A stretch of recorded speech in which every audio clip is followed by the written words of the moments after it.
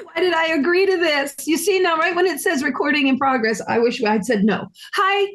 There's something comforting about the square I'm back in. We Oh, had our end of summer episode still on the road last week, and now there's something good about the comfort of the square. there No is. But may I surprises. say, can I say one No, thing, guys? Can we get our intro music back? Can we Yes. bring intro music back so I feel all like Captain Kangaroo's coming on? You our remember how personal, excited? Yeah, the way yeah, we do it. I mean, yeah. New York puts the music in on the audio. Everyone I knows that. know. Not on the YouTube video yet. I don't know what the technological block is there, Oh, but And that's what look, we maybe do. the folks didn't know that we were playing our own intro to get us all like psyched up. They No, probably don't even because know that. we called the tech desk in New York, and they informed us that the technology wasn't there to add the music to the YouTube video portion of the podcast, but they could do it to the audio. So you do Which I hear it find on the really audio. odd with the whole NASA and the moon kind of thing. You would think that they could Well, we're work we're that old out. enough to have experienced putting a man on the moon, and our generation always compares everything. If you can put a man on the moon, Why can't you why get your can't you put sound in a YouTube video podcast? And the other true answer might be that we're not at the level or the tier of podcast production where we can afford to have that done Oh, I possibly. think that you hit a I think you hit a nerve The hmm. fiscal issue. Interesting. issue. Okay. Well, Well, we it always was a long summer. whew, God, it was a long summer. It was a long summer, and podcast listeners out there, we just had to do what we had to do out there. So we broke away from our normal thing where, we got puffer fish and we got gripes and, we had a lot of segments to the show. And then as time was going by and then we hit the road, it was kind of like, oh my God, what are we going to do? And then we enjoyed what we were doing because now we're just filming our day out there on the road. So that was pretty fun and pretty easy. But talking to people out there in the world, hey, where's pufferfish? Yeah. Where are the where's the cows? And gripes? Where's the all these kind of questions? things are Where are thrown the out to us. cows? And it's funny because we aren't the type of people to do something the same way every time. I don't even think we have the ability to do that. They call But we're that going to let everybody know ADHD. we're back in the seats. As you can see, our backdrops are in, and we're in our squares again. We're feeling Yeah. comfortable. So we're going to get back to all that normal stuff to where we can do our segments and so don't everybody worry. Yeah, pufferfish is coming back, and the Yeah, gripes are coming back, and all that. So, we're going to Bob. try and not get bored. That's what happens. If we don't get bored, we just want to do something different. I mean, it's like our recordings. No record sounded like the other We one, right? have And Right. ADHD well, so we get rampant to in the our point, like family. Paul said, like enough of the cow, Susan. Enough of the cow. No, And so no, we wrong. I have a what? whole look. Listen, may I just, Tio, real super quick. I want to present to the podcast and to all of our listeners. You guys kind of already know I have a lot planned coming up in the technological area as far as my end of this podcast goes. The cows are coming back. They had to get sent away because they weren't behaving properly. They went to redirection school for cows, and now these kids are ready to be podcast cows. That's just a little hint as to what's coming your way, but the technological it's getting bumped up. Hey, what are you laughing at, big guy? What do you Yeah, got? we'll have graffiti coming down all over us. Oh yeah. Wow. Hey, Way hey, to steal shtick. there was even a letter at That was info good, at Bob. cowsill.com. There was a letter from a fan, a podcastie, who said, "Hey, enough of the cow and the search for the Oh, great moo." whatever with that. Give me Well, a it's break. just one, but you have to acknowledge the one because in this world today, the one rule many. And this guy wants enough of the moo. Okay, get rid of the moo. We don't A1. want the moo, A1. A1. and that's how it is. See, if Tell you the do guy it to one turn more it. time, I'm not listening. Go ahead, Polly. maybe he doesn't mind the cows if they were there, kind of thing. So Maybe if you two would be quiet while I'm doing the cow thing and the green thing lights up around me only, people would hear him, but y'all are always talking over me. What about yeah, YouTube? that could What be a did you say? problem. YouTube? What did you say? I don't know. I've lost No, my you train of guys used to do this. You used to go, hey, did you hear something? I would be talking when I was really little up to their knees and they couldn't even see me. And I'd be screaming and screaming and screaming. And I'd hear from above somebody go, hey, do you guys hear something? And it was me. Um, Awesome. Yeah, it was great. I'm going through my notes. I lost my. Did wonders for my self-esteem, I'm I'm sure. going through my notes. I can't find today's Okay. show. There's What do you- Melanie. Oh, good. I have Melanie's show. That's good. What? Uh, Hey, there's you Kevin guys. Jonas. Oh, the Jonas Dad. That was a fun episode. There's Kevin Jonas. Guess what I found out? He's not doing his podcast. He's pausing his podcast because he got super busy right after us. Oh, really? Yeah, he's the Legends, Kevin Senior. The Legends podcast is on pause. I heard that from his girl because Miranda and I getting very close to her 30th birthday Jonas Brother concert. That is on the 16th of October. So I got to. We had a segment. We never even got off the ground. Remember, we were going to start a segment just before the summer. A story from the road by each Cowsills. Oh, remember, we got some favorite whole new segment. We never even tapped. We never even got that off.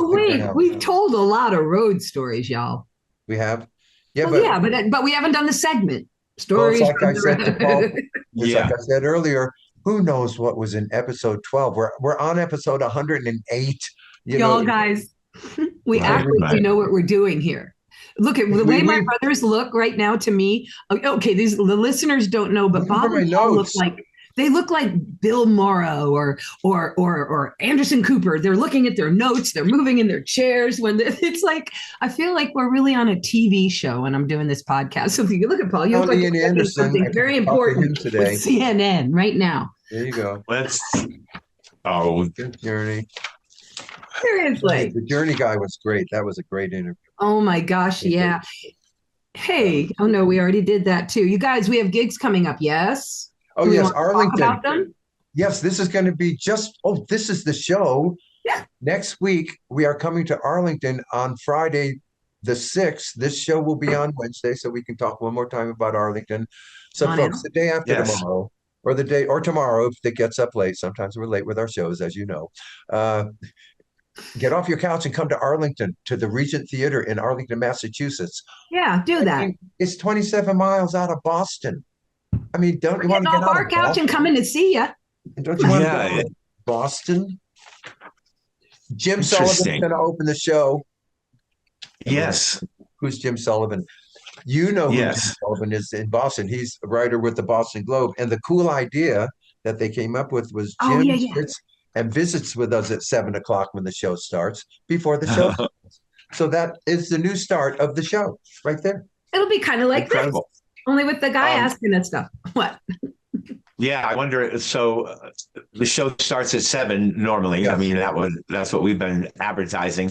Yep. And so I guess the band will be out there with us, right? The band. We're gonna is Jim gonna? We're gonna talk with Jim 5 minutes, 10 minutes, who knows? Right. And then he's going to go, all right, guys, well, man, let's play your music or whatever. Is he going to introduce us as well? And so should the kids and everybody be out there? Oh, be beginning of the show with us. Got it. Is it a question and answer for the three of us, ladies and gentlemen, everybody? Is that your question? Our listeners can get a hold of us at info@cowsill.com and ask us what you think about that. Maybe the kids come out halfway through the segment and take position.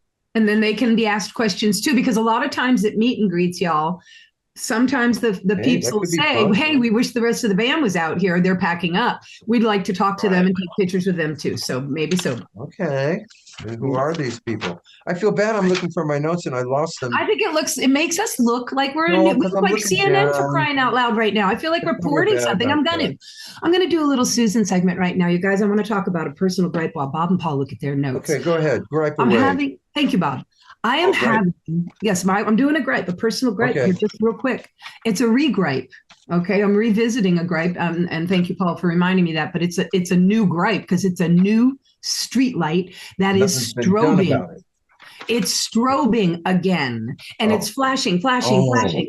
It's like off. It goes like, and so you, the person who likes to sit in their yard in the evening and enjoy, is having this seizure-inducing light every time you walk up and down. All of our neighbors, and the last time it happened, it was here for 6 months, and then I think we shot it out. We took a video and made a song around it, and my dog was in it, Gracie was in it, and it was a big deal, and everybody in the neighborhood. And we even got on the local news. It's back, done. Oh, you mean it was working okay for a while? Episcopo. Like a year, like ever since I stopped griping about it because they finally came out because they had to, because we made such a stink, but we had literally had to make our own. I wonder if it's just the bulb. Well, I don't know. But it's been working just fine. Weird. I know, and now we're all going to start calling the 311 thing that we're supposed to dial for this service, and then they won't come for months again, and then we'll make another video. Okay. We'll use somebody else's dog because Grace is dead. But anyway, I'm just saying. 311 in New Orleans is a street repair, or it's 3-1 something, and that's like if the tree, we're flooding because this tree's roots are in the middle of the street because nobody ever came and dealt with it, and things like that. Yay. Okay, go ahead. I was just taking up time, singing. Now I can love. Was Susan talk? All I heard was Susan. But Paul and I were chatting. I didn't hear much of Paul. Bob is reenacting my childhood, knee-high me, trying to be heard, and Bob's going, I hear her somewhere. That's funny you said that, because I did feel like I was in the station wagon, and I'm like, she's in the back and she won't stop talking, and I'm looking for something, and you know how you stop hearing the words, but the program's still going. Yeah, I should be upset, but I'm feeling it's tender. Like Charlie Brown's parents. Okay, I think we're done. And then, so when you find what you're looking for, you snap back in, and Susan's still talking, but now you hear the words. So it's the end of something. And I was like, what was she talking about for all that time? Excuse me, our listeners know that I was just filling time for you. About a street while you were looking for something, young man. You were griping about a street light. I got it. Okay. All yours. Take it away, Dick and Dan. No, I don't have a gripe anymore. My gripe was that. Take it away, Dick and Dan. I have these 2 notebooks, and I had everybody's interview notes, but Peter Holsapple, who is our guest today, Peter Holsapple has a rich history. I loved reading about him. Unreal. Quickly, a disclaimer. Yes, he is our brother outlaw. He was our brother-in-law, but now he's our brother outlaw, and that's okay because things change in life, and people that. And that's a positive nickname for all of our former in-laws. They use it. Yeah. Peter Holsapple, you're going to hear about the DBs. If you want to take time, you can Google that now to catch up with the subject matter. If you haven't heard of them, unbelievable. Should have been real famous. And R.E.M. and Hootie and the Blowfish and the Continental Drifters and Susan Cowsills. And by the way, a rare appearance with Peter with the Cowsills at the 2000 Tory Taste of Rhode Island when the 7 of us performed for the last time. Our guy, Peter Holsapple, was on the Hammond B3 or some big organ on that show, and he was a part of that. That's not well documented or well spoken of, but he was part of that band, and that was was. And I'm glad. Yeah, but I think Peter played. I think he was playing guitar and mandolin or something. Oh, he did multiple things, but he was on that. Yes. Yeah, he plays all of them, guys, and we're going to find out just how and when he started doing all of that. He's our guest. Yeah, he's our guest. Woohoo! And he was a big part of R.E.M. When I read it, I thought, this guy wasn't just, side guy, bring your keyboard into the band guy. This guy, he was 5th member guy. Yeah. The unspoken, you know how they do. Yeah. If you're going to look anything quick on the DBs guys before you listen to him before he comes on, look up the cover of The Sound of Music, look up the record cover, the album cover. It's so cool. And Peter at his coolest. Peter at his coolest. I mean, he's cool now. We're all cool, but I'm talking about that cool. Peter is very clever and very pop and very hip to the 80s and late 70s music. That DB stuff is jingle jangle pop, awesome, structured. Him and Stamey. I'm a big fan, needless to say. And that's lowercase d, uppercase B. The DB. Yeah, I didn't even know what a DB was. I hadn't heard of R.E.M. either. It was one of the earlier groups I heard of that when I first started hearing the words critically acclaimed, and I thought those were good words. I was going to learn myself that's not the best thing to be said about you. But anyway, we're going to find out all about how it was to be critically acclaimed, because that's us a lot. So we shared that. Yeah. It's like the best unsigned band. Oh, right. Who's a Cowsill? Why, she's one of the best underrated singers in the country. She should have been a star, I tell you. that kind of stuff. Well, we got 10 minutes before Halsey arrives. So How? These gap-toothed Catholics, we were called gap-toothed Catholics. Yeah, we were. We're We called were. many things. Okay. But listen, you guys, I want to ask you guys both a question, if you don't mind. I'll interview you briefly. What was it like getting home? I'll briefly share with our listeners and viewers that when you go out on the road and you Groundhog Day every day, this certain lifestyle that it does not match the real world in which we all come from. So you go out there for 3 months, almost 4 in this case, and you come back. It's kind of a re-entry into atmosphere. And some people, no big deal, nothing's changed, I'm good. And other people still feel a bus rolling under their butt. So Bob, could you just share a little bit with, or Paul, whoever wants to go first, what it's like to be well, you how said you my landed. name. You said my name first, so my brain turned on.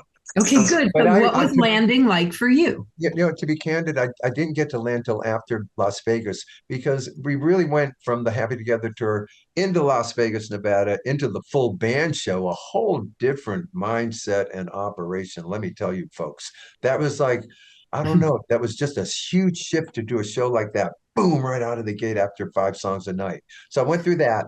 And once I got home from that, I realized that, okay, nothing till Arlington tomorrow night or that night after tomorrow, depending on when this episode airs. So nothing till then. And I could finally stop.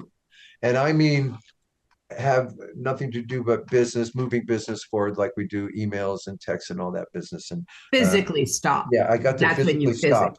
After about a week of that, and I'm still in the throes of getting totally back to normal. It takes a month or so to just sleep correctly. And I don't have to get up. Yeah. I don't freak out anymore. I went through a couple of claustrophobic episodes that were unnecessary to go through. I was home. So I went through that. And I ease back into normalcy. That's what happened. Hey, good for you, Paulie. Man, I'm still tired. Right on. But yeah, I think kind of what Bob said, coming home, you can't gear into home because you're really packing and getting ready for a long show, which we really hadn't done in 4 months, 3 months. So that's always but it was fun, I'll tell you. It was fun. But yeah, man, it's draining. The older I get, the tireder I am after something like what we do in the summer.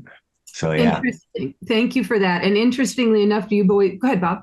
Well, and coming off the summer, I don't want to overplay the Vegas situation, but coming off that summer of those nights and boom, boom, boom, 60, 60, and then none, and you immediately have to get your guitar and start learning. We committed to songs from Rhythm of the World in Las Vegas. And we did that, I think, back in the spring. And when it's in front of you, go, why did we say this? But we said it. So I'm learning songs from Rhythm of the World, and I don't feel like I'm off the road at all. You guys look like you guys look like you're not going through all that. Like I'm loving. Yeah. I want to asking I'm you learning this. all the parts to all the answers to the long run.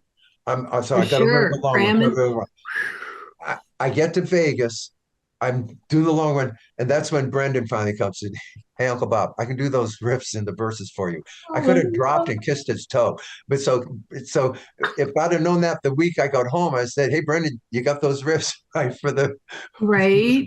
Now, listen, I want to. We'll wrap this up. I know Holes will be here soon, but listen. So, Paul, you said something poignant. You said, "Kicking my butt since." I'm a little older. We've been out there 9 years, guys. So bring us back to our first tour with Howard and Mark. And I remember come the end of the tour and Howard goes to me, now you listen, when you go home, you take it easy. Like you got to tell your people, like you need like about 4 days. He says, Michelle, she knows a week for me because it's all going to come at me like a meteor. He said, and that's how it'll feel like you're being hit with meteors of real life. Remember? And I'm like, what is this cat talking about? I mean, Jesus, we're just going playing and then we'll go home. Well. So yeah, I felt it then in respect of what he was sharing with us. But now I think Howard, because he was already old. You know what else he said? This is what he's talking about. This is a killer. In that same speech, he also said, because not everyone, but some people, you start getting loose about this. He also said, and watch your language. And I remember thinking, watch my language, because you get a little salty out there in the summer, right? Everyone gets a little, right? And I didn't know what Yep. you meant by that either. But No, we learned all the things our learned. wise Howard shared with us before he left us. My children, here's what I will impart to you. Remember, it's WTF, not what the. Oh God! But Oh anyway, yeah, right. thanks for sharing your stories with me, guys. It helps me. I don't feel like such a nut job. Funny. Hey Very Bob, I'm being Peter. I can imitate Peter Holsapple. Oh, this is gonna be awesome! I can't wait. Where is he? He's There's probably a little Jimmy Stewart in Peter's voice, and I'm just going to plant that seed, and I won't say anything else. Cows? No, are you kidding? Jimmy Stewart was born on my birthday. I'm a huge fan, and let's be honest. First time he says my name, cow. He calls me Cows, and I'm like, oh my God, like Jimmy Stewart. It's so funny. I can't check to see if there's a problem because I don't have my phone. I had a phone die. And folks, here's a gripe. Having a phone that just decides to turn off while it's sitting next to you and not turn back on. How's that for a phone? How's that for a gripe? That's a good gripe and a great. It happened to me over the weekend. And I have no reason to understand why that happened. I really don't. Let's see if Pedro's having any. I think Cowsills' DNA and telephones just. He's got 5 minutes, man. He's got 5 minutes. Cool. No, he'll be right on time. Yeah. We have a rule on the road even. We have a rule on the road. Like, let's say lobby calls 3 a.m, okay? The rule is if someone's not standing there at 2:59 and you've gotten nervous, which can happen, you're not allowed to call the person's room, okay? If it's 3:01, you can call the person's room. But you got to cut everyone and that's hardest on the people who arrive early for lobby call. I'm an early lobby call arriver. I get there early. Right. Yeah, if I'm 50. So it's hard to watch people arrive on the dot or even that 1 minute after. It's like, or even just 1 bloody minute, because those people are going, for the love of God, we set a time so I could be here by it. I'm 1 freaking, this is what those folks, the minute off, and the whole world is come unglued because these early folks. But what's funny is DNAs are just like that. When you're that person, and I've gotten the phone call at 3:01 and answered it and acted like I was just about to get out the door and I was just about to get out of the bed. But if you are that person and you go down, by the time you do go down, everyone's down there. And you're on time. Technically, you're on time, but everyone's down there early looking at you. Hey, it's 2:59 here. Where you been? Thank you. Okay. So my anxiety, I know I'm still have a minute, but I know everybody's been down there and everybody's going to look at the last people. And if you are that 1, or God forbid, 2 minutes late, you're just shocked. Okay. Let's play that. We see Holy cow. Now let's let him get his bearings, his visual right now. What's happened in audio files, what's happening is Peter's square has popped in with his name and there he is in person. There he is. But now he'll have to adjust his sound, you guys. Hold on. Am I getting some virtual background? I can do that. Oh, yeah. You don't have a green screen. Oh, okay. Never mind. Then you get the blurry, you get my back room here. That's okay. I should have do you have a green screen? I do not. Well, then you couldn't. You're obviously not in space, Susan. Can I make a comment?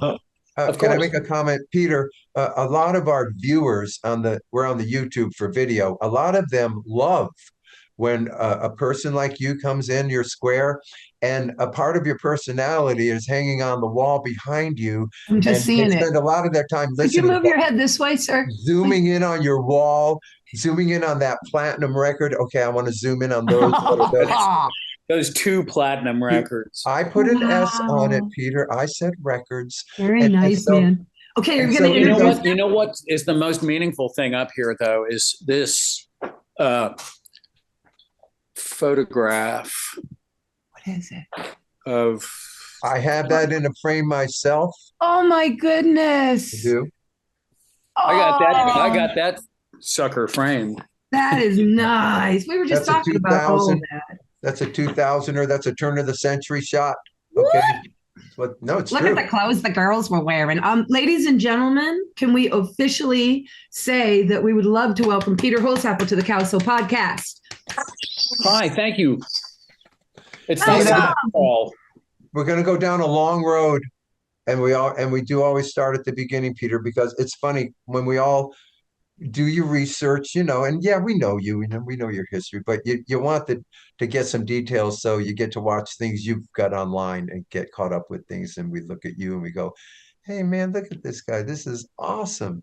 It's great to have you here. And we're going to take you.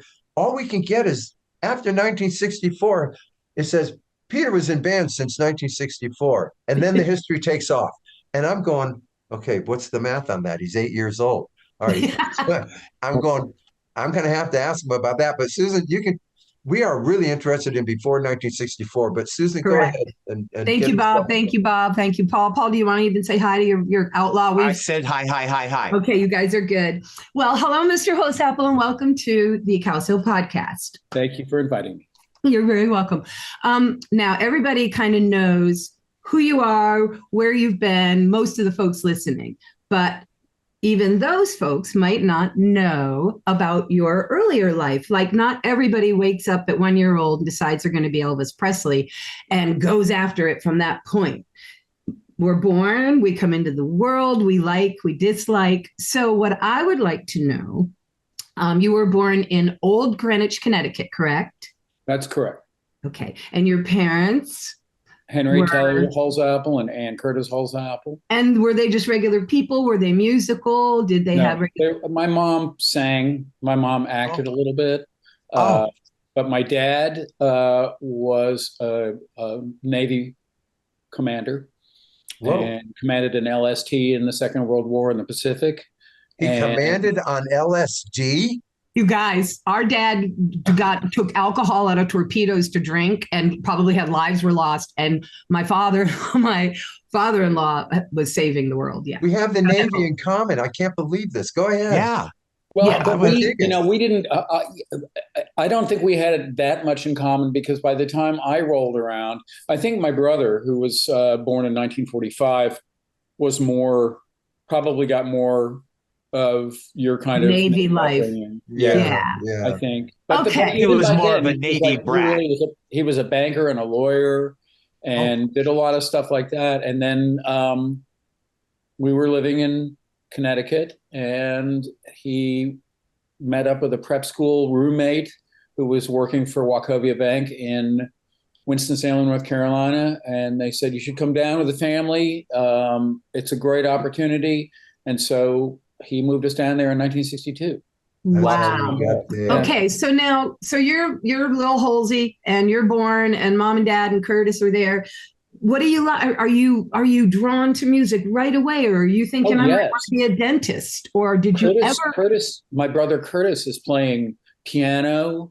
My brother Curtis is taking organ lessons at Christ Church under Claude Means. So my mother and I would go and sit and pick him up and listen to that fill the nave with sound. So yes, and we, I have a pre-Beatles radio life also, I think, because I think the first thing that I ever got as a 45 was called African Beat, and it's by Bert Kaempfert and his orchestra on Decca Records, and it was the theme song to the I want to say it was the theme song to the Soupy Sales show, maybe. What? How does it go? Uh-oh. Da da da. Worry about that. Da da da da da da da. Da da da da da da da. Da da da da da da da da da da da da da. I love it. Oh, I remember da da da da da da. I remember that tune, and it might have been. No, I didn't hear much of a tune there, but go for it. Yeah, no, well, send us a link. Some of us are not blessed with the golden throats, Paul. Hey, listen, we were turned right on by Johnny Nash and Hercules, so we understand the situation. For yes, sure. we do. Okay, so here you are. You're young Peter. You have a very musical brother. Your mom, music. So it's in your body and soul. But you also have a dad who's a banker and a lawyer and stuff. So are you thinking at 4, 5, 6? I mean, when did it hit you that even if you had other interests, you were going to head towards music? What was the goal? Bob, do you have a question? Like everybody pretty much my age, it's that February 1964, okay. I'm sure you're too young for that one. It's like any vision that I may have had of being an Episcopalian minister or a NASCAR driver, gone. I was like, wow, I could meet girls. I could. This is what I would listen. I was going to say what I was going to trick you by saying what You're promote. 8 years old. Yeah, you're right. I want to Right. meet girls at 8, of He course. told me early on, you guys, Guys. that the reason he got into music was because he could talk to chicks. Go, Bob. I have to insert this. All Peter did was state a date, and the four of us started talking like everybody knows what happened in February 1964. We didn't even say the Beatles' name. Ed Sullivan. The Beatles and Ed Sullivan. Now, I am surprised, Peter, that clearly, I mean, I'm like 14, 15, 16, but you're 8, 9, and it's affecting you that much at that early age. That's remarkable to action where you're going to learn form bands.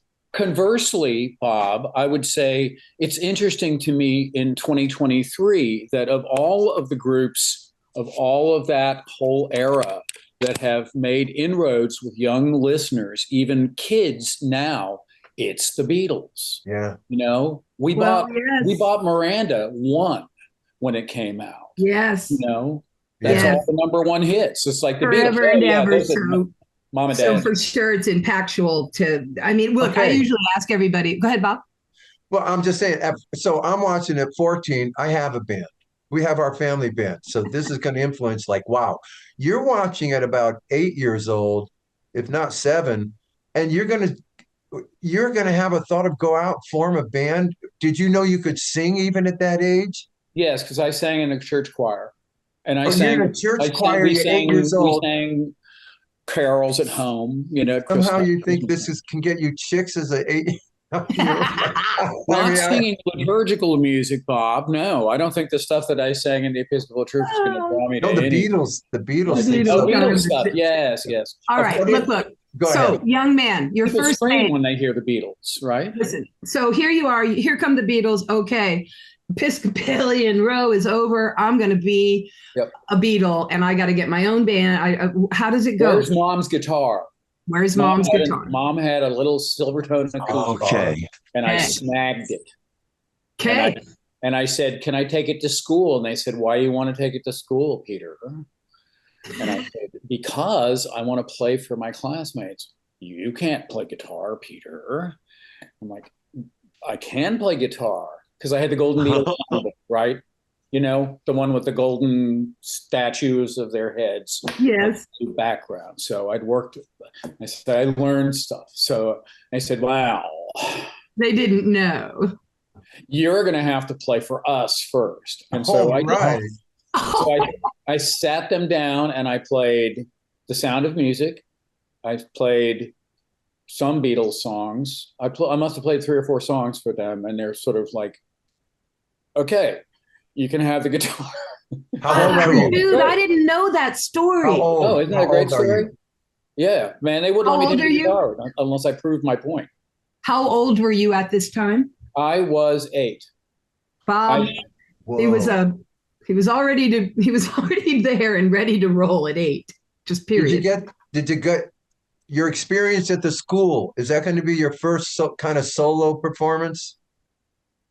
Yes, played for my class, and then I started a little group with a couple of other guys called Dana and the Blue Jays.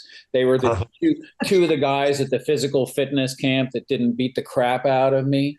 And one had a snare drum with the cymbal sticking off of it. Oh yeah. And the other one had a K acoustic guitar. And we ransacked that Golden Beatles book, and we learned, good Lord, Love and Spoonful and Kinks and Animals and Dana and the Blue Jays. Yeah. Do you know that I have a picture of Dana? It's not in your bio. You've never said that to me ever in the 40 years now that we've almost known each other. I didn't know that was your first 30. Thank you. You're only 27. You're proficient musicians at a very, very young age. Crazy. I mean, you're unique in that regard. I didn't know what else to do. I literally, you laugh when I say girls, but I was not socially adept. I was Yeah. a guy who His moved guitar down from was. Connecticut to the throes of the Confederacy, save your Dixie cups, and here's this fat guy with a Connecticut accent trying to fit in. And well, I don't know. I had nothing to offer.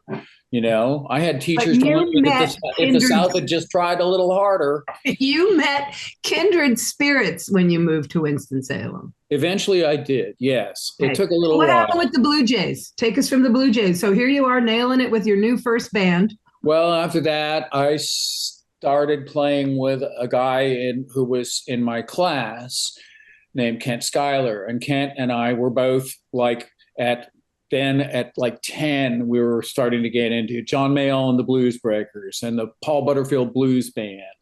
Wow. And stuff like that. And we just thought that, you know, my brother gave me Projections by the Blues Project. And I was like, oh, you know, this is great stuff. This is not weirdo. You know, this is opening my eyes completely. So I tried to be a lead guitar player. And so he and I both did that. And then we were trying to figure out how do we flush out a band with people. We knew this kid that we used to see getting dropped off at our elementary school with his cello case. And it was Chris Stamey. Ah. Chris Stamey. Big name. Note that name, folks.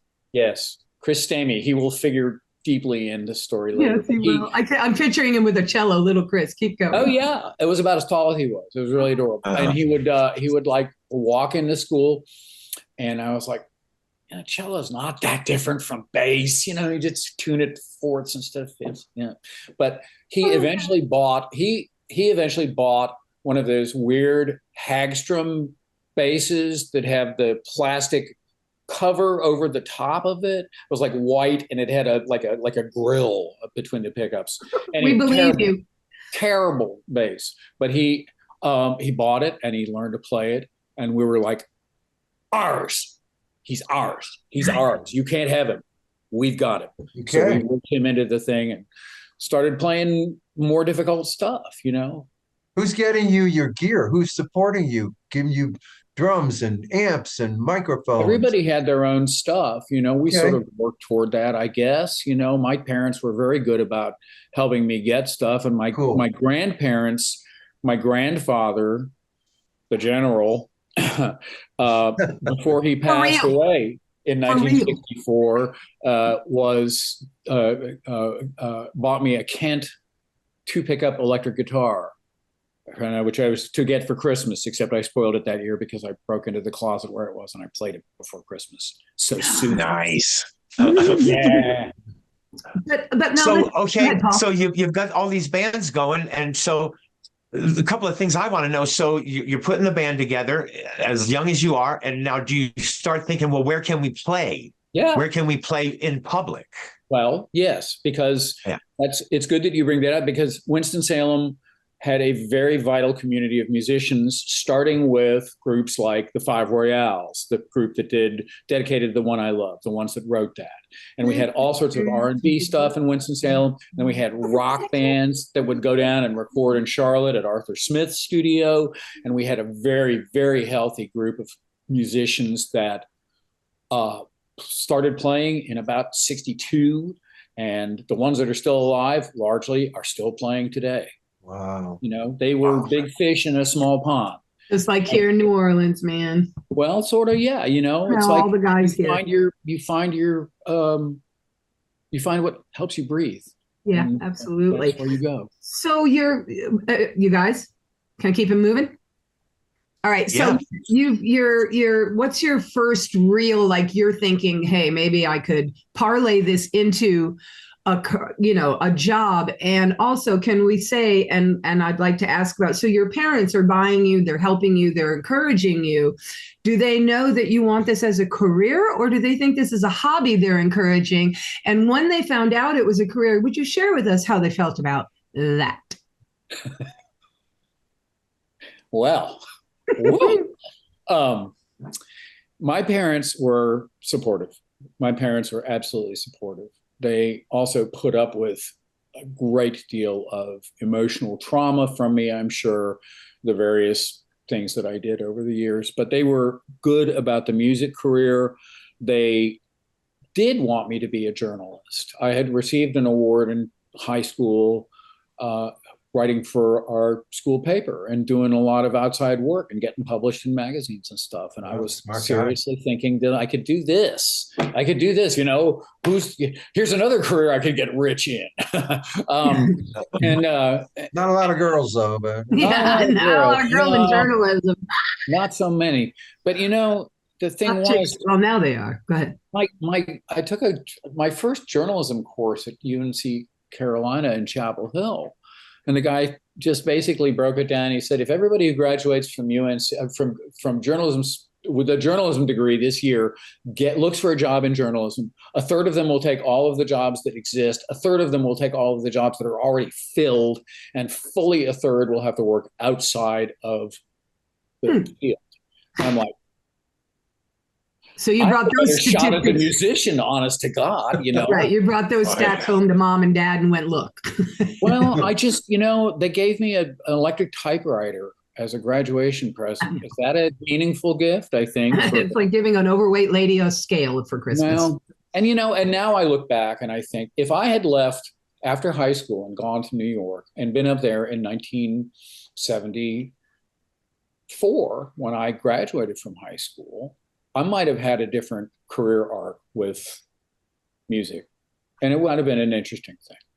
Interesting that you say that. Paul had touched on that when we were talking about how maybe I would have gotten to music later in life as an artist in my 20s, where most people start their real bands, but I'm kicking off at 8. I think that's why we're chuckling. Why are you at 8 sitting in your living room thinking you're going to be that guy? Well, we're already a band, so we know why we're thinking like that. I hear you. And you get to hear from the field office here. I'm one of the guys that saw you on Ed Sullivan. So I was like, holy cow, it's people my age making brilliant music. I could do that. Could I do this? I think I could. Seriously, you guys. You asked me about the moment when it occurred to me. The boy stood on the burning deck. I stood in the orchestra pit at R.J. Reynolds Auditorium at my high school beside Chris Stamey, who had his Tascam recorder and was recording a band called Rittenhouse Square, who were performing live on stage. And it was a bunch of the best musicians in Winston-Salem, including our friend Mitch Easter. Right. And they are doing literally a note-for-note cover of Yours Is No Disgrace by Yes. And, up until that point, we'd worked up a lot of songs, right? We'd worked up a bunch. We were working up Spooky Tooth and Jethro Tull and stuff like that. But nobody had gone that far deeply into the sheerly pyrotechnic aspects of working up a song. And they had it nailed. And I was like, oh, I get it. That's, all the stuff like you guys on Ed Sullivan versus the bands that I'd see at the Kiddie Show on Saturday morning, which I couldn't make a connection. I couldn't make a connection that you all were doing the same thing until I saw that from there and with these and my little buddy over there. And, it's just like, wow. This is a thing. I know this can be done. Because Vicki Peterson of the Bangles, also an in-law of ours, there are a handful of musicians out there who were 8 years old watching us, who knew they were musicians in their heart. Vicki said she turned to her mother and went, she's my age. I want to do that. And her mom went, excuse me? And Vicki's like, excuse me. She's my age. And that's what Peter's saying. When kids saw us that had music in their souls, they were tripped off in a way that regular kids weren't. They were digging it. But so it really... and also the Beatles were older. That's 2 careers we know about. What? The Beatles were older. The Beatles were like your brother Bill's age, right? I mean, he was 1945, right? And Curtis was 1945. So they were of that earliest part of baby boomers or whatever. Oh yeah, we were sponges. A little further in. Crazy. We had this solid rock of that being 3rd grade and people having televisions and going into class the next day and saying, all the info coming in. Yep. So Peter, what was your first public engagement with whatever bands you had? When did you finally start going, hey, I want to get out there? Look, if we play a club, we can make a little bit of money I mean, are you thinking about recording? Are you thinking about the bigger picture at this time? Not at 8, but just as, in high school and not so much recording. I was writing even then, not very much, but I was starting to write songs. I had a song called Good Wishes, Dirty Dishes, and Goldfishes. And I think my father actually did save those lyrics somewhere. Early writings of Peter Holsapple. I'm telling you, volume 1. Yeah. Yeah. So my first giggity gig, I did a show with Stamey and the aforementioned Kent Schuyler, and we played at a talent show at the local Baptist church that was literally diagonally across the street from where we lived. And I played there with them, and then we won something. We won like $10. And was it a song or was it a certain kind of music? Oh, or we was did it 3 songs. We did 3 songs. We did You Didn't Have to Be So Nice, which was at the very top of my vocal range. We did The Last Time, which was Excellent. And something else, and I can't remember what else. So, you won. We went to Rose's lunch counter, and we got grilled cheese sandwiches and cherry cokes. You won, and you got snacks. I like it. And that started me down the path of no return. When did you start, when did you, Will, and Stamey, and when did you start writing, being more serious, not just taking local gigs, but saying, wait a minute. Okay. There were bands that were doing records. Dixon had a band, Don Dixon, our friend, had a band called Arrogance, and they put out a 45 called Black Death, which was the heaviest thing you'd ever heard. And it was like, these were the guys that the lead guitar player had gone over to London and brought the first Black Sabbath record back 6 months before Warner's released in the States. And they worked that thing up note for note, every song. And it was just like, we were all just like, and so they did this record, Black Death, and it's to this day is like monumental. And we were like, oh, okay, well, look, there's a recording studio in Greensboro, which is 30 miles away from Winston-Salem. There's one in Charlotte, which is 60 miles south of Winston-Salem. It's like, okay, well, what are they doing in there? Oh, they're doing Arthur Smith, and Bunny Bread commercials. Well, they do rock and roll stuff. They like the color of money, And so we saw that, and Mitch Easter had a band called Sacred Irony, and another great name in the pantheon of great band names, I would say. But they did their fair share of Steppenwolf and, again, Spooky Tooth. We loved Spooky Tooth. How did you go from all this deep, dark, bluesy, jammy stuff to freaking Stamey and you being like one of the best pop writers?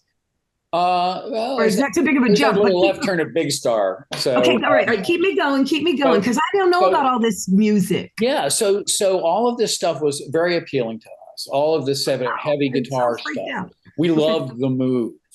Do you guys know The Move? Hello, Susie, or Brontosaurus, or Dooya?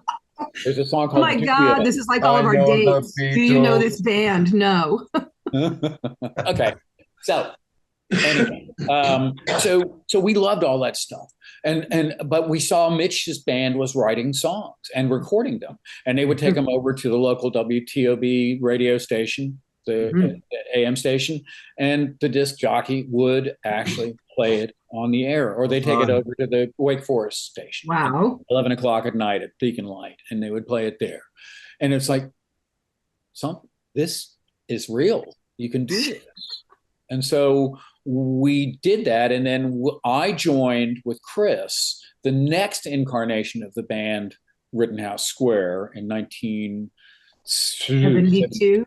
72. I have my 72. Right here. And we went and recorded over Easter weekend at Crescent City Sound Studios in Greensboro, a 6-song record that I like to say is considered a collector's item by people who have never heard it.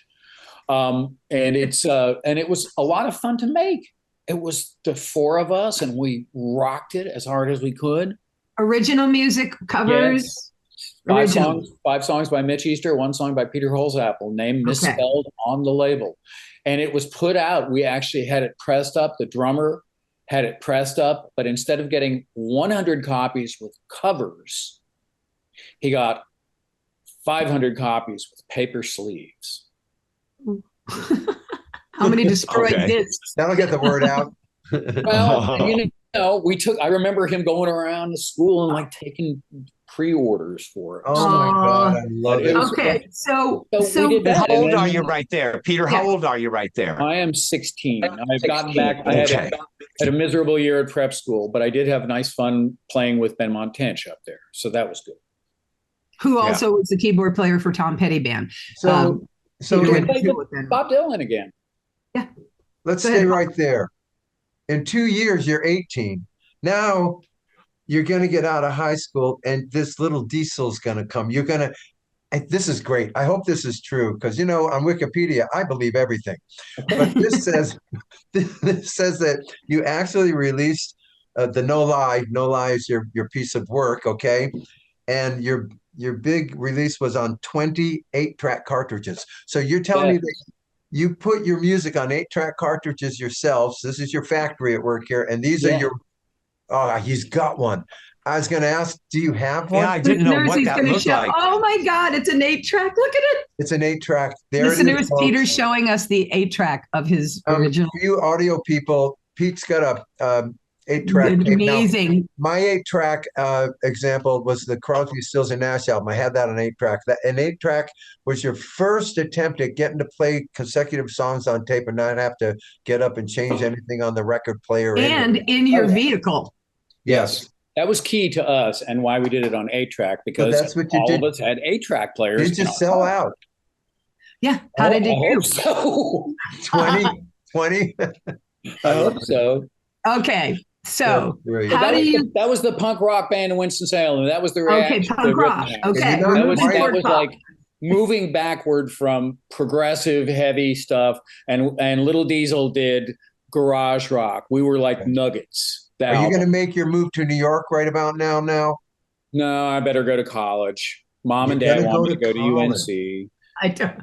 So the gap between 74 and 88 is your academia, you're getting your head on, you're studying, but are you always staying? Because if you look, you're one of the great musicians of all time. You didn't have even mentioned if you studied it or not. You did this all natural, right? Yeah, I couldn't. I took some music. Are you bored with yourself? Yeah, I guess I did it all myself. Big deal. Yeah. I tried. I tried to learn to read music. I have tried numerous times over the years, and I just have a terrible mental block on it. I can't. We never did do it. And I took. We don't have it either. You know that. I had elementary music theory at UNC, and I was in a class with people who'd been taking piano lessons since they were 3 months old. Wow! Look, you're in college, Holes. You're taking journalism, obviously, because you're in college because mom and dad want you in college, right? Mm-hmm. Okay, and you're doing your part. They're supportive of your art. You're going to show them you could maybe get a day job so that they can not worry about all the things you are. Correct-ish. Something like that. Yeah. Is that close to it? It's close to it. But then, somewhere in high school also, you were asking how did we make the turn? Yes. And I said the little left turn at Big Star. Well, Big Star, the band, really was a community-wide game changer for a group of Winston-Salem musicians who have gone on and been good acolytes for the catalogs of Chris Bell and Alex Chilton and Jody Stevens and Andy Hummel, all of those guys, and everybody connected with that legacy. But that was it was like getting a second Beatles for me. Yeah. With that kind of impression. And that kind of thing doesn't happen very often. I've had it happen a couple of years ago too with another band, which is great. Well, it's interesting to me because I had never heard of Big Star. I'd never heard of the DBs. I knew R.E.M. had a TV show theme. And so when I met Peter, I was kind of musically clueless of all of his isms and what he was doing. And it's wide and vast. So Big Star I had never heard of, but man, Vicky was like, Vicky Peterson of the Bangles, my best friend at the time, was like, you are so in a closet of a lot of music. We just, we know what we know. And Big Star was quite, when I finally heard what you guys were what was coming down for you, it was a game changer, culturally, musically, in its own way, I think. If you'd told 1973 Peter that in 2021, 2022, people would know Big Star songs and be writing about it and referring back to them and Alex Chilton and stuff like that, I would have laughed and laughed and laughed. Yeah, you didn't know at the time either. It just didn't seem like it was possible. It was everything. It was one of those, well, you guys know those great Hard Luck Horatio Alger stories is in rock music where the music is great and nobody gets to hear it because of everything, everything wrapped around it. But you're critically acclaimed. No, I'm kidding. We were laughing when we were in pre-production about, this critically acclaimed thing. Bob said when he was younger, he thought it was a really cool thing until you grow up and learn that just means you're never going to make any money doing what you do. But people are going to say how good you were and what a shame it is. Now, I mean, I guess I'd rather have them say it. At least it's good, Yeah. And I think that we all are very fortunate in that if I may group myself with your esteemed selves, but I think that we are all, everything that we seem to have been associated with has been really, really good and high quality and nothing shameful. No, our earlier, we're all of us collectively. I agree 100%. Exactly. And so Big Star, but like, I know you, in case our listeners don't know, Peter and I used to be married. Now we're just besties. But I know that disclaimer. That I know that like at some point, I mean, you want to be Peter Holsapple, but you're this incredible like Leonardo da Vinci of instruments, and you can play anything. And so how do you decide, or how do you balance being Peter with the DBs or with Stamey and the artist guy, but now you're also branching out in other places? Where does your energy go into, I'm going to try and be an artist, or nah, not really, or I'm going to kind of try, but I'm also going to be a side guy? Or so we shift at Big Star, right? Our music life, our whole thing shifts. So do you spend some time? Go ahead. That pushes me in a different direction compositionally. Okay. Because the songs that I had written in Rittenhouse and then a couple of songs for Little Diesel songs were closer to power pop, I guess.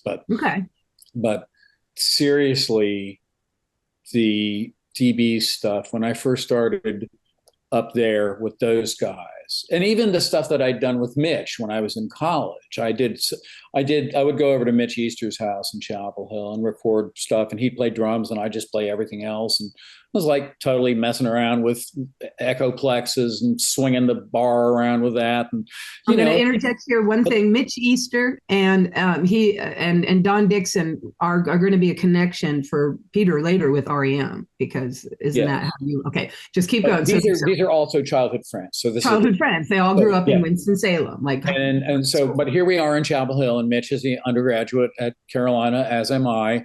And although I'm getting less and less fond of the idea of being in school because I just can't figure out what to do because I really just music's calling.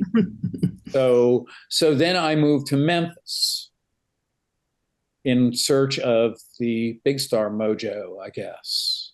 Okay. And did not find it there, but did get to record some at Sam Phillips' studio with a great drummer engineer, Richard Roseborough.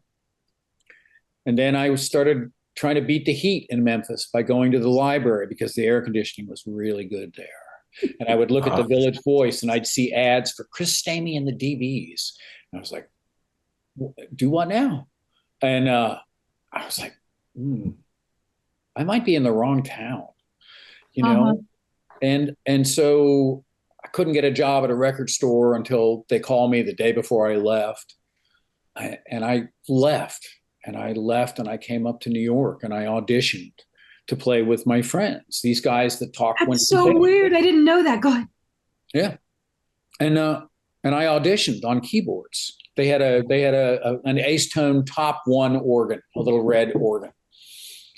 And I auditioned and I got in. I guess they never told me. I went several decades without having gotten the actual confirmation, but I seem to have. You were in the DBs. Yeah. And then we played. We did Wow. a show at Irving Plaza on Halloween in 1978, and we were horrible. We were so bad. How bad? So bad that we went back to our rehearsal space for 6 months and did not play out again until we got our show. Wow. That's bad, y'all.